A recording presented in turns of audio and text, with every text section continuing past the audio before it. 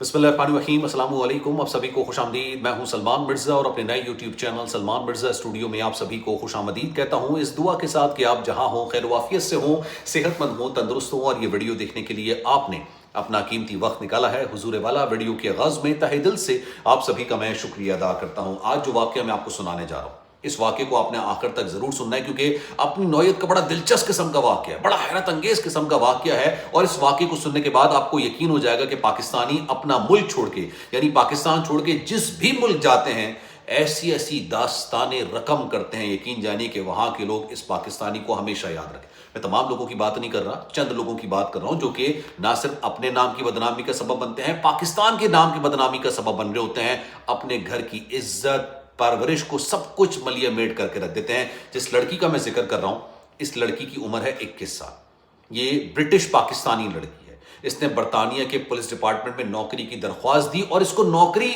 मिल भी गई। इसको बरतानिया की पुलिस एहलकार का ओहदा मिल गया, सोचिए रुतबा मिल गया।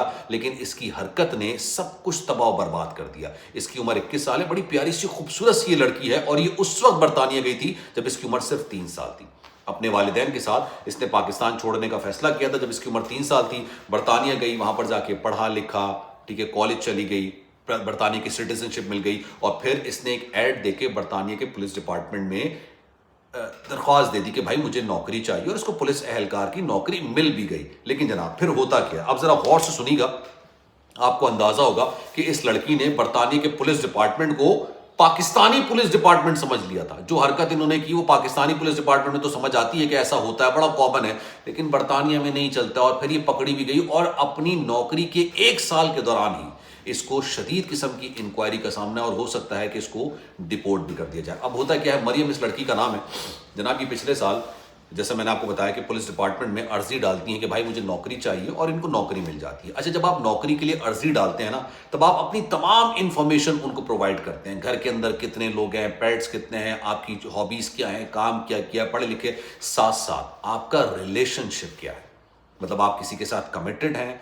आपका कोई बॉयफ्रेंड है, गर्लफ्रेंड है, शौहर है, बेगम है, जो भी चीज़ें होती हैं आपने हर इंफॉर्मेशन उसके अंदर रखनी होती है। और अगर आपका स्पाउस होता है या बॉयफ्रेंड गर्लफ्रेंड होता है तो उसकी इंक्वायरी भी फिर पुलिस डिपार्टमेंट करा होता है। ये इनका इंक्वायरी करने का तरीकेकार होता है। इसने इन तमाम चीज़ों से, झंझट से बचने के लिए ये फैसला किया कि ये लिख देगी कि भाई मैं कमिटेड नहीं हूँ, मैं किसी किस्म के कोई रिलेशनशिप में नहीं हूँ, 21 साल की है, और इसने लिख दिया कि भाई मेरा कोई भी पार्टनर नहीं है। तो अब ऑब्वियसली जब पार्टनर नहीं है तो पार्टनर की फिर चीजें भी आपने लिखने से आप बच गए। अब होता क्या है कि इसका वाकई में एक पार्टनर होता है इस लड़की का, और वो पार्टनर जो है ना, वो मनशियात के काम में मुलव्विस होता है। बिल्कुल ये फिल्म स्टोरी की तरह की कहानी है, या बड़ी गौर से सुनना आपने। अच्छा, वो क्या काम कर रहा होता है कि वो पुलिस को मतलूब होता है, इसका जो बॉयफ्रेंड होता है वो पुलिस को मतलूब होता है, मुख्तलिफ केसेस में होता है, क्योंकि वो मनशियात जो है ना वो लेन देन कर रहा होता है, बेच रहा होता है, खरीद रहा होता है, लोगों की बर्बादी का सबब बन रहा होता है। अच्छा, इस लड़की को ये नहीं पता होता जब ये पुलिस डिपार्टमेंट में आ जाती है कि इसका जो बॉयफ्रेंड है वो बरतानिया की पुलिस को मतलूब है।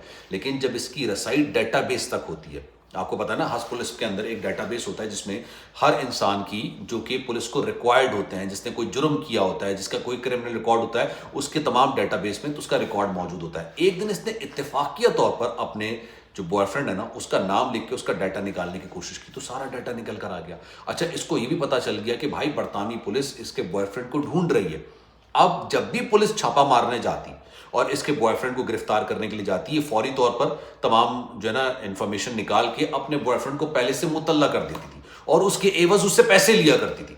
मतलब बड़ा जबरदस्त किस्म का काम चल रहा है, रिलेशनशिप भी है एक ऐसे शख्स के साथ जो कि मनशियात का काम कर रहा है। आप पुलिस डिपार्टमेंट में है, वो मनशियात का काम कर रहा है, आपस में रिलेशनशिप है, और साथ साथ आप कारोबार भी शुरू कर दिया कि भाई हम आपको इंफॉर्मेशन दे रहे हैं, आप यहां से छोड़ के कहीं और चले जाएं और उसके एवज आप मुझे पैसे दे दीजिए।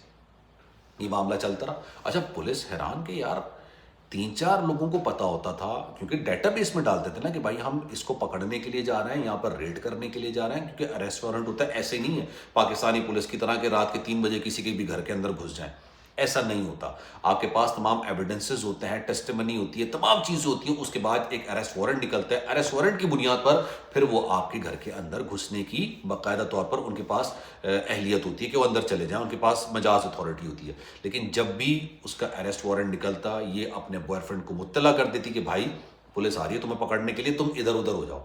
اور یہ بھی ان کے ساتھ چلی جاتی. اچھا کافی ٹائم تک تو یہ معاملہ چلتا رہا, کسی کو کانو کان خبر ہی نہیں ہوئی کہ بھائی ہم چھاپا مارنے کے لیے جاتے ہیں, جس کو پکڑنے کے لیے جاتے ہیں وہاں سے فرار ہو جاتا ہے. اچھا نارمل ہے, زیادہ اتنا کوئی اچنبے والی حیرت والی بات نہیں تھی, پولیس کو زیادہ شک نہیں ہوا, لیکن پھر ان کو آہستہ آہستہ شک ہونے لگا کہ 3 سے 4 چھاپے مار لیے, جب بھی ہم پکڑنے کے لیے جاتے ہیں لگتا ایسا ہے کہ ہمارے آنے سے آدھے گھنٹے پہلے یہ اس علاقے کو چھوڑ کے چلا گیا. پولیس کو شک ہوا کہ یار کوئی نہ کوئی تو ہے جو اس کو پہلے سے اطلاع کر رہا ہے. اب انہوں نے کیا کیا کہ جس ڈیٹا بیس کے اندر یہ ریکارڈ رکھتے تھے کہ بھائی ہم چھاپا مارنے کے لیے جا رہے ہیں, ہمارے پاس اریسٹ وارنٹ ہے, ہم اس کو پکڑنے کے لیے جا رہے ہیں, انہوں نے اس کو اسکپ کرنا شروع کر دیا. یعنی وہ لڑکی عائشہ جس کا وہ ڈپارٹمنٹ تھا اس کو اسکپ کر کے انہوں نے اپنا جو چھاپے مارنے کا یونٹ تھا اس کو کافی حد تک محدود کر دیا, اور ایک چھاپے کے دوران انہوں نے اس شخص کو گرفتار کر لیا. اب جب گرفتار کیا جاتا ہے اس کے پاس سے منشیات برآمد ہوتی ہے, اس کے بعد سے فون برآمد ہوتے ہیں. اب اس فون پہ جب چیٹس نکالی جاتی ہیں تب پتہ چلتا ہے بھائی, تب کہانی کا آغاز ہوتا ہے اور پتہ چلتا ہے کہ بھائی پولیس ڈپارٹمنٹ میں ایک خاتون ہے جو ان کی گرل فرینڈ ہیں, اور وہ ان کو مطلع کر رہی ہوتی تھی کہ پولیس پارٹی آپ کو پکڑنے کے لیے آ رہی ہے, تو براہ کرم آپ آگے پیچھے ہو جائیں. اور ایک نہیں متعدد بار ایسا ہوا.